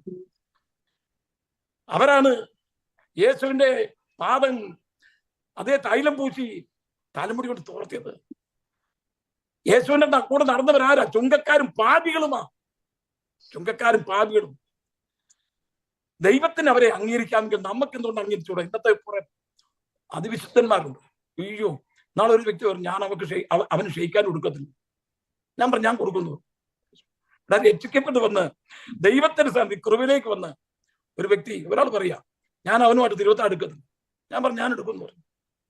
എടാ, ദൈവത്തോട് നിരപ്പ് പ്രാപിച്ചു കഴിഞ്ഞാൽ, ദൈവം അവനോട് ക്ഷമിച്ചു കഴിഞ്ഞാൽ, ദൈവം അവനെ വിശുദ്ധനാക്കി കഴിഞ്ഞാൽ നമ്മൾ അതിന് പ്രതിബന്ധമായി നിൽക്കരുത്. ചിലരൊക്കെ ഉണ്ടല്ലോ, ചിലരുടെ പിള്ളേരെ, ചില കുഞ്ഞുങ്ങൾ എന്തെങ്കിലും ഒരു തെറ്റ് കാണിച്ചാൽ, അയ്യോ അങ്ങേ വീട്ടിൽ അവളുടെ പിള്ളേരോ, ആ പിള്ളേർ എനിക്ക് എന്റെ ഇടയ്ക്ക് കുറിച്ചാലും ഗുണദോഷം കൂടെ പറഞ്ഞിട്ട് പോകാൻ ഒക്കത്തും. അങ്ങേ വീട്ടിലെ പിള്ളേർ അവളുടെ മകനോ നന്നായിട്ട് പഠിപ്പിക്കുന്നില്ല. ശരിയായിട്ട് ഞാൻ എൻ്റെ ശുശ്രൂഷയുടെ കാലത്ത് മറ്റുള്ളവരുടെ പിള്ളേരെ കുറ്റം പറഞ്ഞിട്ടുള്ള മാതാപിതാക്കന്മാർ, അവരുടെ പിള്ളേർ അന്നേരം നന്നായിട്ടൊക്കെ ചെയ്തു. പിന്നീട് അവർ കടന്നു അയ്യം വിളിച്ചു, അവരുടെ പിള്ളേരെ കുറിച്ച് അയ്യം വിളിച്ചു. ഒരിക്കലും ദൈവമക്കളെ, നമ്മുടെ കൂടെയുള്ള, നമ്മുടെ കൂടെപ്പിറപ്പിന്റെ, നമ്മുടെ സഭയിൽ വരുന്ന നമ്മുടെ കുഞ്ഞുങ്ങളുടെ ഭാഗത്ത് എന്തെങ്കിലും തെറ്റ് വന്നാൽ അതും പൊക്കി പിടിച്ചുകൊണ്ട് നടക്കരുതേ. ആ കുഞ്ഞുങ്ങളെ നമ്മൾ താങ്ങിക്കൊണ്ട് പോകണം. അവർ തിരിച്ചു വരുമ്പോൾ അവരെ നമ്മളെ കടാക്ഷിക്കണം. ദാവീദ് 816 പ്രാവശ്യം ബൈബിളിൽ യേശുവിന്റെ പേര് കഴിഞ്ഞാൽ കൂടുതൽ ദാവീദിനെ കുറിച്ച് പറയും. നമ്മുടെ വീട്ടിലേക്ക് നമുക്ക് മുന്നോട്ട് പോകാം. നമുക്കിവിടെ വായിക്കുന്നത്, യഹോവ ഉന്നതനെങ്കിലും താഴ്ന്നവനെ കടാക്ഷിക്കുന്നു, ഗർവിയോ അവൻ ദൂരത്ത് കാണും. യേശു കാണുന്നവനാ. ഇനി താഴോട്ട് നമ്മൾ വായിച്ചു വരുമ്പോൾ 33-ാം സങ്കീർത്തനം 18-ാമത്തെ വാക്യം വായിച്ചേ. യഹോവയുടെ ദൃഷ്ടി തന്റെ ഭക്തന്മാരുടെ മേലും തന്റെ ദയക്കായി പ്രത്യാശിക്കുന്നവരുടെ മേലും ഇരിക്കുന്നു. 34-15 അത് തന്നെയാ പറയുന്നത്. യഹോവയുടെ ദൃഷ്ടി തന്റെ ഭക്തന്മാരുടെ മേലും തന്റെ ദയക്കായി പ്രത്യാശിക്കുന്ന മേലും ഇരിക്കുന്നു. ഇനിയും അതേ വെളിപ്പാട് 2:23 നമ്മളൊന്ന് വായിച്ചേ. ഞാൻ ഉൾപ്പുകളെയും, വെളിപ്പാട് 2:23, ഞാൻ ഉൾപ്പുകളെയും അവരുടെ മക്കളെയും ഞാൻ കൊന്നുകളയും, ഞാൻ ഉൾപ്പുകളെയും ഹൃദയങ്ങളെയും ആരായുന്നവൻ എന്ന് സകല സഭകളും അറിയും. യേശുവിന്റെ കണ്ണ് പ്രത്യേകം എടുത്ത് പറയാണ്, ഞാൻ ഉൾപ്പുകളെയും ഹൃദയങ്ങളെയും ഉള്ളിലെ ചിന്തകളെയും അതേ ആരായുന്നവനെന്ന് സകല സഭകളും അറിയും. ദൈവത്തെ മറിച്ച് നമുക്കൊന്നും ചെയ്യാൻ തക്കൊന്നും സാധ്യമല്ല. ദൈവത്തിന് സ്തോത്രം. എബ്രായർ 4:13 പെട്ടെന്ന് വായിക്കാം. അവന് മറിഞ്ഞിരിക്കുന്ന ഒരു സൃഷ്ടിയുമില്ല, സകലവും അവന്റെ കണ്ണിന് നഗ്നവും മലർന്നതുമായി കിടക്കുന്നു, അവനുമായിട്ടാകുന്നു നമുക്ക് കാര്യമുള്ളത്. നോക്കണമേ, അവന് മറഞ്ഞിരിക്കുന്ന ഒന്നുമില്ല അവന്റെ കണ്ണുകൾക്ക്. യേശുവിന്റെ കണ്ണിന്റെ പ്രത്യേകതയാണ്, അവന് മറഞ്ഞിരിക്കുന്ന ഒന്നുമില്ല എന്ന് സകലവും അവന്റെ കൺമുൻപിൽ നഗ്നവും മലർന്നതുമായി കിടക്കുന്നു. ദൈവത്തിന് സ്തോത്രം. ഈ കണ്ണിനെ പറ്റി ചിന്തിച്ച ലാസറിന്റെ കല്ലറയ്ക്ക് വെച്ച് കരഞ്ഞ കണ്ണ ഇത്. ലാസറിന്റെ കല്ലറയ്ക്ക് വെച്ച് സഹോദരിമാർ കരഞ്ഞപ്പോൾ യേശുവും അവിടെ കരഞ്ഞു. ഇവിടെ നമ്മൾ വായിക്കുന്നു, അവന് മറഞ്ഞിരിക്കുന്ന ഒന്നുമില്ല. പ്രവാചകനായ ദാനിയേല് പറഞ്ഞ വാചന്ദ്രയാമോ, അവൻ അഗാധവും ഗൂഢവുമായി വെളിപ്പെടുത്തുന്നു. ഇരുട്ടിലുള്ളത് അവൻ വെളിച്ചത്തുകൊണ്ടിരുന്ന ദൈവമാണ്. ദൈവത്തിന് സ്തോത്രം കേട്ടോ. അതേ അവന്റെ കണ്ണിന്റെ പ്രത്യേകത അതാണ്. ഞാൻ നിങ്ങളുടെ ഒരു കാര്യം ചോദിക്കട്ടെ, നമ്മുടെ ഹൃദയത്തിലെ വിചാരങ്ങളെല്ലാം അറിയാം. നമ്മുടെ കർത്താവായ യേശു ക്രിസ്തുവിന് കരം കൊടുക്കേണ്ട സമയമായപ്പോഴേ അതെ എന്താ ചെയ്തത്? കൈസർക്ക് കരം കൊടുക്കുന്ന വിഹിതമെന്ന് ചോദിച്ചപ്പോൾ യേശു പറഞ്ഞത്, കൈസർക്കുള്ളത് കൈസർക്ക് ഇരിക്കട്ടെ, ടാക്സ് കൊടുക്കണം കേട്ടോ, കള്ളത്തരം കാണിക്കും. കൈസർക്കുള്ളത് കൈസർക്ക്, ദൈവത്തിനുള്ളത് ദൈവത്തിന്. പലരും ടാക്സിലൊക്കെ വെട്ടിപ്പടുത്തും ചെയ്യരുത്. ഒന്നിനും കുറവില്ലാത്തവരായി കാണാനാണ് ദൈവം നമ്മളെ കുറിച്ച് ആഗ്രഹിക്കുന്നത്. ഇവിടെ അമേരിക്ക ചില അതിപരിശുദ്ധന്മാരുണ്ട്. അവര് മറ്റുള്ളവരെ കുറ്റമൊക്കെ പറയുമ്പോഴേ ഞാൻ ശാന്തമായിട്ട് ഇടപെടുന്നത്. ഞാൻ ചോദിക്കുകയും ഈ ടാക്സ് ഫയൽ ചെയ്യുമ്പോഴേ എല്ലാം കറക്റ്റായിട്ടാണോ നിങ്ങൾ കൊടുക്കുന്നത്? അവിടെ അവരുണ്ടല്ലോ വെട്ടി വീഴും എന്റെ മുമ്പിൽ, പിന്നെ അവർ ചലിക്കത്തില്ല. ഈ വലിയ വിശുദ്ധി പറയുന്നില്ലേ, ഈ ടാക്സ് കൊടുക്കുമ്പോഴേ എന്തെല്ലാം വെട്ടിപ്പാ കാണിക്കുന്നത് ഗവൺമെന്റ് കൊടുക്കാതിരിക്കാൻ. ദൈവം പറയുന്നത് ദൈവത്തിനുള്ള ദൈവത്തിനും കൈസർക്കുള്ളവർക്ക് കൈസർക്കും. ഇവർക്ക് ടാക്സ് കൊടുക്കാൻ നിവൃത്തിയില്ലായിരുന്നു. കർത്താവിനും ശിഷ്യന്മാരും തന്റെ ശിഷ്യന്മാരോട് പറഞ്ഞു, നിങ്ങൾ ചൂണ്ട എടുത്തുകൊണ്ട് പോവുക, സമുദ്രത്തിൽ ചെന്ന് ചൂണ്ടയിടുക. ആദ്യം ചൂണ്ടയ്ക്കകത്തൊരു മത്സ്യം കയറും, അതിന്റെ അകത്ത് ഒരു ചതുരമപ്പാണം കാണും. എനിക്ക് നിങ്ങൾക്കും വേണ്ടി ടാക്സ് കൊടുക്കുക. നോക്കണമേ, കടലിന്റെ അടിയിൽ കൂടി കടന്നുപോയ മത്സ്യത്തിന്റെ അടിയിൽ ഒരു ചതുർദ്രഹ്മപ്പണം ഉണ്ടെന്ന് കണ്ടുപിടിച്ച കർത്താവാണ് നമ്മുടെ കർത്താവ്. നോക്കണമേ, ടാക്സ് കൊടുക്കാനുള്ള പണം ഇത് വിഴുങ്ങി നടക്കുക. ഇനി ചൂണ്ട ഇടുന്ന ഉടനെ ചൂണ്ടയിൽ ഇത് വന്ന് കൊളുത്തും. കർത്താവ് ഇതനുസരിച്ച് എവിടെ ചൂണ്ട വരുന്ന, കർത്താവിന്റെ ഇടാൻ പോകുന്ന ചൂണ്ട എവിടെ വരുന്ന, ഇതിങ്ങനെ നോക്കി നടക്കും. എല്ലാവനും മറഞ്ഞിരിക്കുന്നൊന്നുമില്ല. അവൻ അഗാധവും ഗൂഢവുമായുള്ളത് വെളിപ്പെടുത്തുന്ന ദൈവമാണ് നമ്മുടെ ദൈവം. ഇനി ശമരിയാക്കാർക്ക് സ്ത്രീയോ നമ്മൾ നാല് ചോദിക്കേ, ധൃതി വെക്കല്ലേ, 10 മിനിറ്റ് ഉണ്ട്. ശമരിയാക്കാർക്ക് സ്ത്രീ ഉണ്ടല്ലോ, ആർക്കും ധൃതിയില്ലെന്ന് എനിക്കറിയാം. നമ്മൾ ദൈവത്തിന്റെ വചനം ഒന്ന് പഠിച്ച് ശാന്തമായിട്ട് പോയി. ഞാനിപ്പോ ഇവിടെ മകളെ മകളെ എന്ന് വിളിക്കുകയാണെങ്കിൽ നിങ്ങൾ പാതിരാത്രി വരും. ദൈവത്തിന്റെ വചനം കേൾക്കാൻ നേരത്ത് ദൂത് കേൾക്കാൻ വേണ്ടി ആൾക്കാർക്ക് വലിയ ഇഷ്ടമാണ്. ദൂത് വേണമെന്നല്ല, വേണം. പക്ഷെ ദൈവത്തിന്റെ വചനം പഠിച്ച് വെളിപ്പാട് പുസ്തകത്തിൽ പറഞ്ഞിരിക്കുന്ന ദൈവം ഉദ്ദേശിക്കുന്ന അർത്ഥങ്ങളെല്ലാം പഠിച്ചു വേണം നമ്മൾ മുൻപോട്ട് പോകാൻ. ശമരിയാക്കാരുടെ സ്ത്രീ ചരിത്രം മൊത്തം വെളിപ്പെടുത്തുന്ന നമ്മുടെ കർത്താവ്. വെള്ളം കോരാൻ വന്നു, ശിഷ്യന്മാരെ ഭക്ഷണത്തിന് പറഞ്ഞു വിട്ടാ. അന്നേരം ഒരു സ്ത്രീ പാത്രവുമായിട്ട് വെള്ളം കോരാൻ വരുന്നു. എനിക്ക് കുടിപ്പാൻ തരണം എന്ന് പറഞ്ഞു. പറഞ്ഞ വാദ്യം എന്താ അറിയാമോ? നീ ഒരു യഹൂദനായിരിക്കേ. കാരണം ഇവനെ കണ്ട ഒരു പെന്തക്കോസ്തുകാരനാന്ന് തോന്നുന്നു. ഇന്ന് പലരെയും കണ്ടാലേ പെന്തക്കോസ്തുകാരാന്ന് തോന്നത്തില്ല. അയ്യോ, ചിലരൊക്കെ ഇങ്ങോട്ട് മുടിയൊക്കെ താഴ്ത്തി, അത് ഇപ്പം കണ്ടില്ലേ പാൻ്റൊക്കെ ഇട്ടുകൊണ്ട് നടക്കുന്നത്, മുട്ടിന്റെ എവിടെ എല്ലാം കീറി പറഞ്ഞ. നമ്മളാണെങ്കിൽ നല്ല തുണി കിട്ടാൻ്റെ കൊണ്ടും കാത്തടക്കുമ്പോ ഇപ്പം പാൻറ് മേടിച്ചിട്ട് അത് വലിച്ചും കീറി നടക്കും. അങ്ങനെയുള്ള യോഗ്യമായ വസ്ത്രം ധരിക്കണം. നമ്മുടെ വിഷയത്തിൽ കടന്നു വരാം, ഞാൻ അതേപ്പറ്റി പറയുന്നില്ല, നമ്മൾ ചിന്തിക്കുന്ന വാചകം. പിന്നെ യേശുവിന്റെ കണ്ട ആ വേഷം കണ്ട അറിയപ്പെടുന്നത് പെന്തക്കോസ്തുകാരൻ. യേശുവിന്റെ നീ ഒരു യഹൂദനായിരിക്കേ. ശമരിയക്കാർത്തിയോട് എന്നോട് നീ വെള്ളം കുടിപ്പാൻ ചോദിക്കുന്നുണ്ട്. അപ്പൊ യേശു പറയാ, ഈ വെള്ളം കുടിക്കാൻ എല്ലാം പിന്നെയും തായി, ഞാൻ കൊടുക്കുന്ന വെള്ളം കൊടുക്കുന്നതിനോ ഒരു നാളും തായ്ക്കി. ഉടനെ അവള് പറഞ്ഞു, യജമാനനെ ആ വെള്ളം എനിക്ക് കുടിപ്പാൻ തരണം. അപ്പൊ യഹൂദൻ എന്നുള്ളത് മാറി, ഇപ്പൊ യജമാനായി. യേശുവിന്റെ സംസാരത്തിന്റെ ഗുണമാണ്. നമ്മുടെ വാക്കുകൾ എപ്പോഴും കൃപയോട് കൂടിയതും ഉപ്പിനാൽ രുചി വരുത്തുമായിരിക്കണം. പൊട്ടച്ചില്ലും കളിവാക്കും പറഞ്ഞ് സമയം കളയരുത്. അങ്ങനെ ഉപയോഗിക്കാനുള്ള നാക്കല്ല നമ്മുടെ നാക്ക്. പൊട്ടച്ചല്ലേ കളിവാക്ക് പറയുക, കളിവാക്ക് ഡബിൾ മീനിങ് വെച്ച് വർത്താനം പറയുക. ഇവിടെ ആരുമില്ല, സുന്ദരിയായ ഒരു പെണ്ണ വന്നിരിക്കുന്നു. യേശുവിന് അവിടെ നീ നല്ല ക്യൂട്ടായിരിക്കും, നമ്മുടെ ആൾക്കാർ പറഞ്ഞു നീ നല്ല ക്യൂട്ടായിരിക്കും, ഇങ്ങനെയൊക്കെ പറയാ. യേശു പറഞ്ഞു ഇല്ല. അതേ എനിക്ക് വെള്ളം കുടിപ്പാൻ തരണം എന്ന് പറഞ്ഞപ്പോ നീ യഹൂദനാണ്. രണ്ടാമത് ഞാൻ കൊടുക്കുന്ന വെള്ളം കുടിക്കാൻ ഒരാൾ ദാഹിക്കണം എന്ന് പറഞ്ഞപ്പോ പിന്നെ പറയുന്ന വാചകം എന്തെന്നറിയാമോ? യജമാനനെ ആ വെള്ളം എനിക്ക് കുടിപ്പാൻ തരണം. യേശു പറഞ്ഞു നിന്റെ ഭർത്താവിനെ കുടിച്ചോണ്ടിരുന്നു.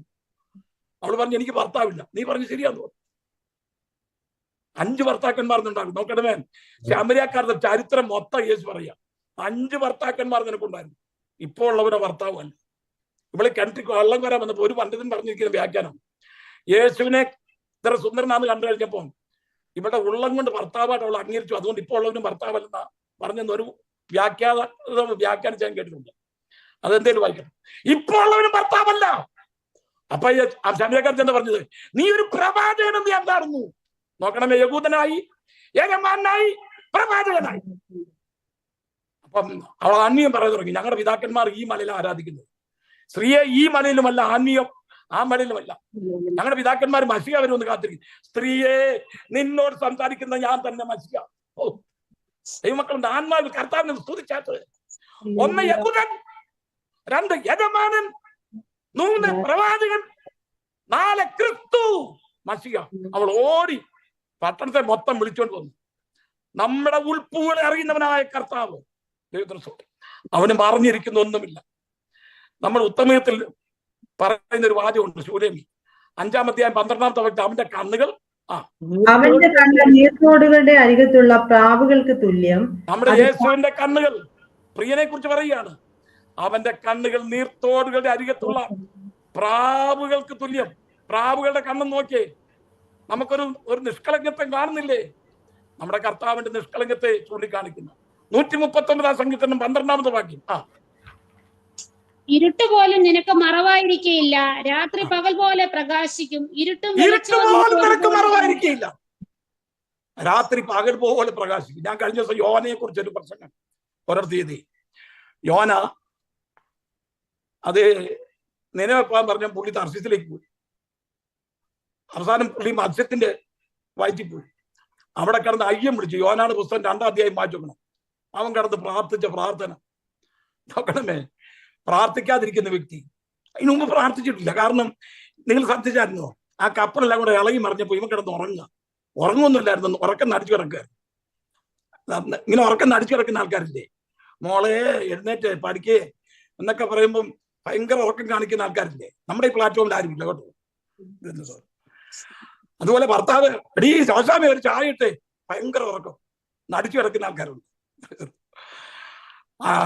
അങ്ങനെയുള്ള പ്രിയപ്പെട്ടവർ നമ്മുടെ ഈ പ്ലാറ്റ്ഫോമിലുള്ള ഭാര്യമാരൊക്കെ എത്ര ശ്രേഷ്ഠതയുള്ളവരാണെന്ന് നോക്കിയാൽ ദൈവത്തെ സ്തുതിക്കുക. യോന ഉറക്കം നടിച്ചു കിടക്കുക, നടിച്ച്. ഇതുപോലെ ഭർത്താക്കന്മാരും ഉണ്ട് കേട്ടോ. അച്ഛാ ഇന്നാരും വിളിക്കുന്നു, ഭയങ്കര ഉറക്കം, പുള്ളി എടുക്കത്തില്ല പോണം. അങ്ങനെയുള്ള ഭർത്താക്കന്മാരും ഉണ്ട്. ഈ പ്ലാറ്റ്ഫോമിൽ ആരും ഉണ്ടെന്ന് എനിക്ക് തോന്നുന്നില്ല. അപ്പൊ ഞാൻ പറഞ്ഞു വന്നത് ഈ കടലിനെ കുറിച്ച് പറഞ്ഞ് ഇപ്പൊ നമുക്ക് അവസാനിപ്പിക്കാം. യോന ഈ കടൽ കിടന്ന് ഇത്രയും ശോഭിക്കുമ്പോഴും ഈ കപ്പലിന്റെ അകത്തുള്ള എല്ലാം കിടന്ന് അവർ ദൈവത്തെ കൂട്ട നിലവിളി അവിടെ നടക്കുന്നു, കൂട്ട നിലവിളി. ഇനി ഞാൻ നമ്മുടെ ഈ കാലിഫോർണിയക്ക് അടുത്തൊരു സ്റ്റേറ്റിന്റെ പ്ലെയിൻ അങ്ങോട്ട് പറക്കാൻ തുടങ്ങിയ പ്ലെയിൻ അങ്ങ് തീർന്നു, കൂട്ട നിലവിളി. ഏതായാലും എല്ലാവരും രക്ഷപ്പെട്ടു, പറന്നു പോയിരുന്നെങ്കിൽ എല്ലാം തീർന്നേനെ. അപ്പൊ എന്റെ മകന് കാലിഫോർണിയ യാത്ര ഉണ്ട്. ഞാൻ പേടിച്ചു.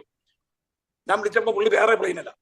ഞാൻ പറഞ്ഞത് ഈ പ്ലെയിൻ പറക്കാൻ തുടങ്ങുന്നപ്പോൾ തീ പിടിച്ചു, എല്ലാരും ചാടി വലിച്ചിറക്കി, കൂട്ട നിലവിളി. ഈ കപ്പൽ മുങ്ങാൻ പോകുമ്പോൾ കൂട്ട നിലവിളി നടക്കുക, കൂട്ട നിലവിളിക്കാൻ പുള്ളിക്കാരൻ ഉറക്കം നടിച്ചു കിടക്കുക. എന്നിട്ട് അത് നീന്നിട്ട് ദൈവത്തോട് പ്രാർത്ഥിക്കാൻ പറഞ്ഞിട്ട് യോന പ്രാർത്ഥിച്ചോ? പ്രാർത്ഥിച്ചില്ല. യോന പ്രാർത്ഥിക്കുന്നില്ല. മറ്റുള്ളവരെല്ലാം പ്രാർത്ഥിക്കുക. നീ നിന്റെ ദൈവത്തെ വിളിക്കുക. നീ ആരാ? അപ്പം പുള്ളി കിടന്ന് പന്തക്കോസ്തിന്റെ പാരമ്പര്യം പറയാം. ഞാൻ എബ്രാഹിം കരയും കടലും നിറച്ച ദൈവത്തെയാണ് ഞാൻ ആരാധിച്ചു വരുന്നത്. പാരമ്പര്യം പറഞ്ഞുകൊണ്ടിരിക്കുക. പണ്ടത്തെ കാര്യം ഒരു പ്രാർത്ഥന അവൻ പ്രാർത്ഥിച്ചില്ല. എന്നാ അപ്പം ഞങ്ങൾ ഇനി എന്തോ ചെയ്യേണ്ടതെന്ന് ചോദിച്ചു. പറഞ്ഞു എന്നെ എടുത്ത് കടലിലേക്ക് ഇട. എന്നാൽ ഇവനങ്ങ് എടുത്ത് ചാടിയപ്പോൾ ഇവരെ കൊണ്ട് ഈ മഹാഭാവം ചെയ്യുന്നത് നിങ്ങൾ ചിന്തിച്ചിട്ടുണ്ടോ? എന്നാൽ ഞാനങ്ങ് ചാടിയേക്കാന്ന് പറഞ്ഞു ഇവനെ കടലോട്ടൊക്കെ ചാടിയപ്പോഴേ നിങ്ങൾ എന്നെ എടുത്ത് കടലിലേക്ക് ഇട. അന്നേരം കടലടങ്ങും. നോക്കണമേ, അവരുടെ തലയെ കൊണ്ട് ഈ അവർക്കിട്ട് ആപ്പ് വെക്കാൻ തക്കണം നോക്കുക. ഒരാൾ അതപ്പതിച്ച് പോയി കഴിഞ്ഞാൽ, പിന്മാറ്റത്തിന് പോയി കഴിഞ്ഞാൽ എന്ത് ചെയ്യും? പോകുന്ന സമയത്ത് തലയാൻ പോവാ. എന്നാ ഇവർക്ക് തീക്കിട്ട് ആപ്പ്. ഏതായാലും അവർ പ്രാർത്ഥിച്ചിട്ട് അയ്യം വിളിച്ച് യാഗം കഴിച്ച് ഇവനെ എടുത്ത് കടലിട്ടു. പെട്ടെന്ന് കടലം കടങ്ങി, കൊടുങ്കാറ്റ് ശാന്തമായി. നിങ്ങൾ ആലോചിച്ച് നോക്കിയേ. എന്നിട്ട് പിന്നെ ഒരു മത്സ്യം, വലിയൊരു അതേ മത്സ്യം, മഹാമത്സ്യം, 3 പേർക്ക് ഈ മത്സ്യത്തിന്റെ വയറ്റിൽ കിടക്കാനുള്ള ഇടയുണ്ടെന്നാണ് കണ്ടുപിടിച്ചവർ പറഞ്ഞിരിക്കുന്നത്. ഇവനെ മത്സ്യം അങ്ങ് പിടിച്ചു. ഇതിങ്ങനെ നോക്കി നടക്കുക. ഇവൻ അതിന്റെ അകത്ത് കിടന്ന് 2-ാം അധ്യായത്തിലെ പ്രാർത്ഥന, പ്രാർത്ഥിക്കാത്ത കിടന്ന് ഭയങ്കര പ്രാർത്ഥന. ഇപ്പൊ ഭയങ്കര രക്തത്താജയം. ഓ ഹല്ലേലൂയ, ഭയങ്കര പ്രാർത്ഥന, തുള്ളിച്ചാടി പ്രാർത്ഥന. ദൈവത്തെ കണ്ടെത്താവുന്ന കാലത്ത് കണ്ട് നമ്മുടെ കുറവുകൾ ഏറ്റു പറഞ്ഞ, അല്ലെങ്കിൽ ഇതുപോലുള്ള അവസ്ഥയിൽ ഞെരുക്കത്തിൽ കൊണ്ട് ഇടുന്നതിന് മുൻപ്, അയ്യം വിളിക്കുന്നതിന് മുൻപ്, ബഹളം ഉണ്ടാക്കുന്നതിന് മുൻപ്, അതേ ജീവിതം ആകെപ്പാടെ ഭയങ്കര ഇരുട്ടാ ഇതിന്റെ വയറ്റിലെ, ഈ തിമിംഗലത്തിന്റെ വയറ്റിലെ അറയ്ക്കകത്ത് കിടന്ന് കടൽപ്പുൽ എനിക്ക് തലപ്പാവായിരുന്നു. പുള്ളിയെ വിചാരിച്ച അവിടെ ചെന്നിട്ടും കടൽപ്പുല്ലെല്ലാം കൂടെ പുള്ളി ചൂറ്റി ഒരു തലേനെ കൊണ്ടാക്കി കിടക്കാന്ന് വിചാരിച്ചത്. കിടക്കാൻ പറ്റുന്നുണ്ടോ? അയ്യം വിളിച്ചു. പ്രാർത്ഥന. നമ്മുടെ ജീവിതത്തിൽ ദൈവത്തിന്റെ കരം നമ്മുടെ മേൽ വീഴുന്നതിന് മുൻപ് നമ്മുടെ കുറവുകളെല്ലാം ഏറ്റുപറഞ്ഞ് പ്രാർത്ഥിച്ച്, അന്നേരം അവന് അപ്പോഴേ ഇന്ന് തന്നെ അവൻ പ്രാർത്ഥിച്ചാൽ മതി. കർത്താവേ, എന്റെ പാപത്തെ ക്ഷമിക്കണമേ, ഞാൻ നിലവിലേക്ക് വെക്കാമെന്ന് പറഞ്ഞിരുന്നെങ്കിൽ ഒരു കുഴപ്പമില്ലായിരുന്നു. 3 ദിവസം. എന്നാൽ ദൈവം യേശുക്രിസ്തു പോലും അവനൊരു ബഹുമാന പദം കൊടുത്തു. നിങ്ങൾ മത്തായി സുവിശേഷം 12-ാം അധ്യായത്തിൽ വായിക്കുമ്പോഴേ, യോന കടലാനയുടെ വയറ്റിൽ 3 രാവും 3 പകലും ഇരുന്ന പോലെ മനുഷ്യപുത്രന് 3 രാവും 3 പകലും ഇരിക്കേണ്ടതാകുന്നു. ഇവിടെ ഇതാ യോനയിലും വലിയവൻ. കർത്താവായ യേശു യോനയെടുത്ത് ഒരു പ്രസംഗം ചെയ്തതായി നമുക്കറിയാമല്ലോ. യേശുവിന്റെ മരണ പുനരുത്ഥാനത്തിന് തുല്യമായിരുന്നു അവൻ കടലാനയുടെ വയറ്റിൽ കിടന്നെന്ന് വായിക്കുന്നു. ഇവിടെ അതായത് നമ്മൾ വായിക്കുമ്പോൾ 32-ാം സങ്കീർത്തനം വായിക്കുമ്പോൾ ഞാൻ വാക്യം പറഞ്ഞു പിടിക്കാം. അതേ 132 12 ഇരുട്ടുപോലെ നിനക്ക് മറവായിരിക്കില്ല, രാത്രി പകൽ പോലെ പ്രകാശിക്കും. 32-ാം സങ്കീർത്തനം 8-ാമത്തെ വാക്യം, ഞാൻ നിനക്ക് ദൃഷ്ടി വെച്ച് ആലോചന പറഞ്ഞു തരും. ദൈവത്തിന് സ്തോത്രം. സകല രഹസ്യങ്ങളും വെളിപ്പെടുത്തുന്ന ദൈവം നമുക്കുള്ളതിനാൽ നമ്മളെ ശോധന ചെയ്യുന്ന ദൈവം നമുക്കിവിടെ അവസാനിപ്പിക്കാം. നമ്മളെ ശോധന ചെയ്യുന്ന ദൈവം 2 വിഷയങ്ങളാണ് ചിന്തിച്ചത്. 1 അവന്റെ തലയും തലമുടി, 2 അവന്റെ കണ്ണ്. ദൈവമക്കളെ, നമ്മുടെ കണ്ണ് നമ്മളെ കാണുന്നു. വ്യസനത്തിലുള്ള മാർഗം നമ്മളുണ്ടോ എന്ന് നോക്കി ശാശ്വത മാർഗം തന്നെ നയിക്കണമേ എന്ന് നമുക്ക് ദൈവത്തോട് പ്രാർത്ഥിക്കാം. ഇപ്പോൾ ഹരിപ്പാടിൽ നിന്ന് ഹരിപ്പാട് കൊയർ ലിജിയും ഫെബിയായും ചേർന്ന് മനോഹരമായൊരു പാട്ട് പാടാൻ പോവുകയാണ്. അതിനുശേഷം പാസ്റ്റർ CB തോമസ് ഏറ്റെടുക്കും. ദൈവമക്കളെ, നമുക്ക് നമ്മളെ തന്നെ വിനയപ്പെടുത്താം, ദൈവത്തിന് സന്നിധി താഴ്ത്തി കൊടുക്കാം. നമ്മുടെ ഈ പ്രവർത്തനത്തെ ദൈവം അനുഗ്രഹിക്കട്ടെ. അവിടെ ഉപവാസ പ്രാർത്ഥന ഒക്കെ നടന്നുകൊണ്ടിരിക്കുകയാണല്ലോ. അനേക ആത്മാക്കളെ ദൈവം തരട്ടെ. ആബിനെ പോലുള്ള ചെറുപ്പക്കാർ പിള്ളേരെ എഴുന്നേൽപ്പിക്കട്ടെ. ദൈവത്തിന് സ്തോത്രം. അനേക യുവാക്കന്മാർ കർത്താവിലേക്ക് കടന്നു വരട്ടെ. നമ്മുടെ വാർദ്ധക്യത്തിലായിരിക്കുന്ന നമ്മുടെ പ്രിയപ്പെട്ട നമ്മുടെ ജോർജ് തോമസ് അച്ചാനെയും അമ്മാമയും ഓർത്ത് ഞാൻ കാണുന്നുണ്ട്. അവരൊരു വീഡിയോ ഓൺ ചെയ്ത് ശ്രദ്ധിച്ചുകൊണ്ടിരിക്കുകയായിരുന്നു. ദൈവം നിങ്ങളെ സഹായിക്കട്ടെ. വാർദ്ധക്യം എന്നറിയുള്ള കാലത്ത് തള്ളിക്കളയാ ദൈവം നിങ്ങളെ സഹായിക്കട്ടെ. എല്ലാ പ്രിയപ്പെട്ടവരെ അനുഗ്രഹിക്കട്ടെ. പാസ്റ്റർ CBയുടെ പ്രവർത്തനങ്ങള്, ജോസിയുടെ പ്രവർത്തനങ്ങള് എല്ലാം ദൈവം അനുഗ്രഹിക്കട്ടെ. ബൈബിൾ വായനയെ സഹായിച്ച ജെസ്സി ഓർത്ത് ദൈവത്തെ സ്തുതിക്കുന്നു. ഇന്ന് സുനുവിനെ കണ്ടില്ല, ആർക്കും സ്ഥാനം ദൈവം സൂക്ഷിക്കട്ടെ. ദൈവം നിങ്ങളെല്ലാവരെയും സിമി, ദൈവം നിങ്ങളെ അനുഗ്രഹിക്കട്ടെ. ദൈവത്തിന്റെ കൃപയും അനുഗ്രഹവും മകളുടെ മേൽ പകരട്ടെ. എനിക്ക് 75 വയസ്സ് കഴിഞ്ഞു. അതേ, ഞാൻ സിമിയെയും ആശീർവദിക്കുന്നു. അനുഗ്രഹിക്കട്ടെ, അനുഗ്രഹിക്കട്ടെ. ഇപ്പോൾ ലിജിയും ഫെബിയായും ലിജിയും ഫെബിയാമോടും പാട്ട് പാടും. Praise the Lord. എന്റെ ഭാരങ്ങളകന്നിടുവാൻ, എന്റെ ക്ലേശങ്ങൾ നീങ്ങിടുവാൻ, എന്റെ ഭാരങ്ങളകന്നിടുവാൻ, എന്റെ ക്ലേശങ്ങൾ നീങ്ങിടുവാൻ, കർത്താവേ ഒരു വാക്കുമതി,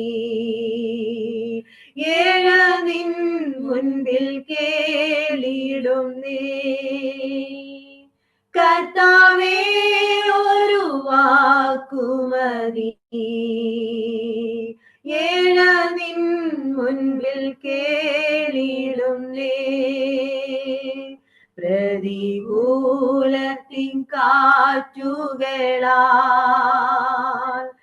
എന്നൗകയലഞ്ഞിടുമ്പോൾ, പ്രതികൂലത്തിൻ കാറ്റുകളാൽ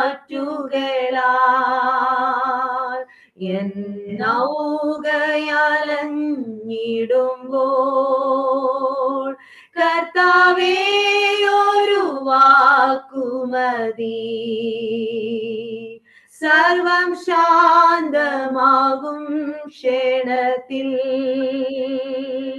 കർത്താവേ ഒരു വാക്കുമതി, സർവം ശാന്തമാകും ക്ഷണത്തിൽ,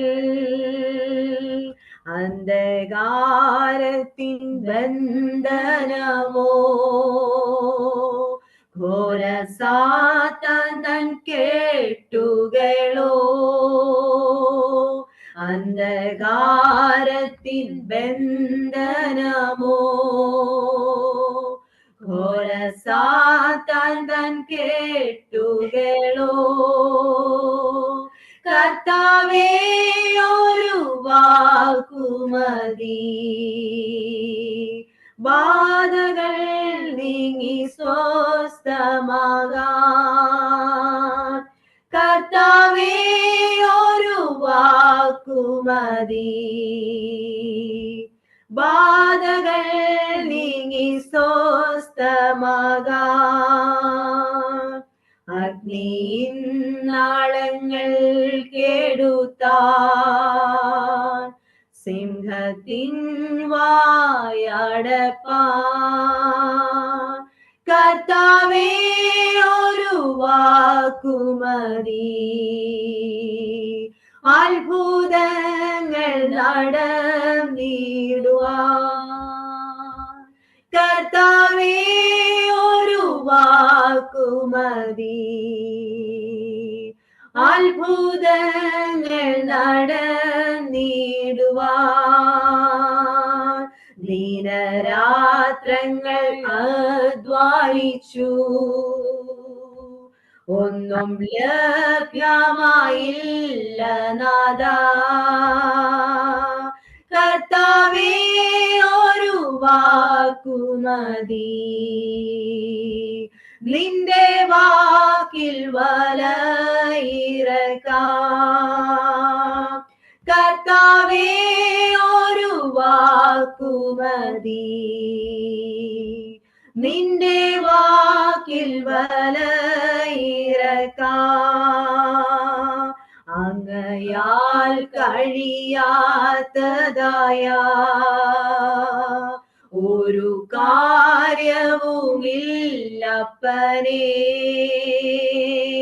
അങ്ങയാൽ കഴിയാത്തതായ ഒരു കാര്യവുമില്ലപ്പനേ. കർത്താവേ ഒരു വാക്കുമതി. എൻ വിശ്വാസം വർദ്ധിപ്പിക്കണേ കർത്താവേ ഒരു വാക്കുമതി. എൻ വിശ്വാസം വർദ്ധിപ്പിക്കണേ എന്റെ ഭാരങ്ങൾ അകന്നിടുവാൻ എന്റെ ക്ലേശങ്ങൾ നീങ്ങിടുവാൻ കർത്താവേ ഒരു വാക്കുമതി. ഏഴ നിൻ മുൻപിൽ കേണിടുന്നേ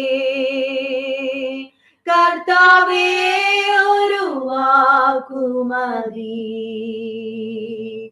ഏഴ നിൻ മുൻപിൽ കേണിടുന്നേ. വളരെ അനുഗ്രഹിക്കപ്പെട്ട പാട്ട് ഓർത്ത് ദൈവത്തെ സ്തുതിക്കുന്നു. മക്കളെ ദൈവം അനുഗ്രഹിക്കട്ടെ. ബൈബിൾ വായനയെ സഹായിച്ച ജോസ് ഹിസ്റ്ററി ഓർത്ത് ദൈവത്തെ സ്തുതിക്കുന്നു. അതുപോലെ ലിസി ആന്റിയും അതേ മറിയാമ്മ ആന്റിയും ഒക്കെ അത് വീഡിയോ തുറന്ന് ശ്രദ്ധിച്ചുകൊണ്ടിരുന്ന നിങ്ങളെ ദൈവം അനുഗ്രഹിക്കട്ടെ. അതുപോലെ വചനം കേട്ടുകൊണ്ടിരുന്ന എല്ലാ ഈ പ്ലാറ്റ്ഫോമിൽ വന്ന എല്ലാ സഹോദരി സഹോദരന്മാരെയും ദൈവം അനുഗ്രഹിക്കട്ടെ.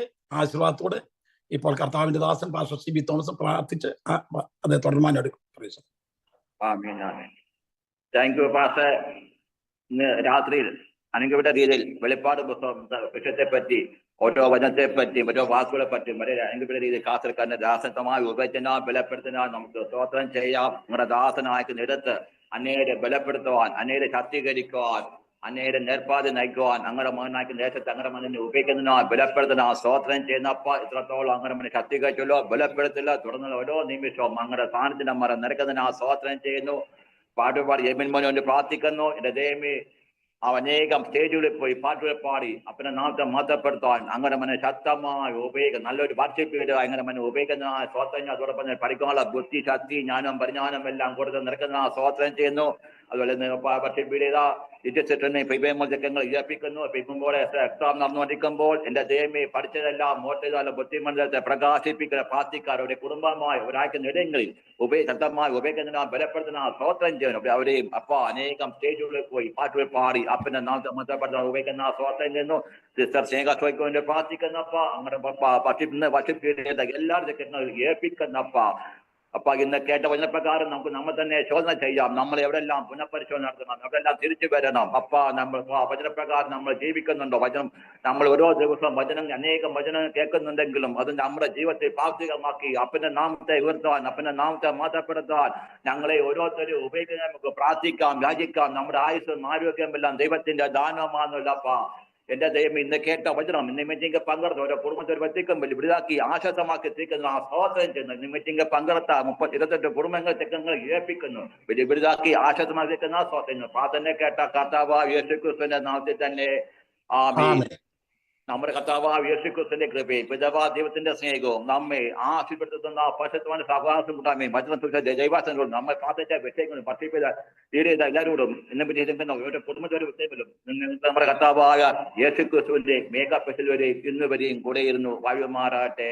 ആമേൻ. സ്തോത്രം ചെയ്യുന്ന ദൈവത്തിന് സ്തോത്രം ചെയ്യാം. യേശുവേ വേഗം വരണമേ. ആമേൻ. ഒരിക്കൽ കൂടി വചനം പറഞ്ഞ ദൈവദാസോടെ പറ്റി നിൽക്കുന്നു. വർഷിപ്പ് ചെയ്ത എല്ലാവരും നിൽക്കുന്നു. മീറ്റിംഗ് പങ്കെടുത്ത ഓരോ കുടുംബത്തോട് എല്ലാവരും നിൽക്കുന്നു. തിങ്കളാഴ്ച തൊട്ട് ശനിയാഴ്ച ദിവസങ്ങളിൽ നമ്മുടെ മീറ്റിംഗ് ഇതേ സമയത്ത് എല്ലാവരും കടന്നു വരിക.